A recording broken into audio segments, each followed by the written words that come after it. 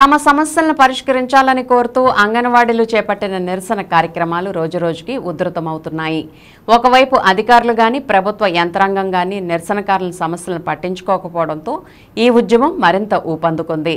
జిల్లా నాయకత్వం పిలుపు మేరకు ఏలూరు కలెక్టరేట్కు వేలాది సంఖ్యలో చేరుకున్న అంగన్వాడీలు కలెక్టరేట్ను ముట్టడించేందుకు మహాధర్నా నిర్వహించారు.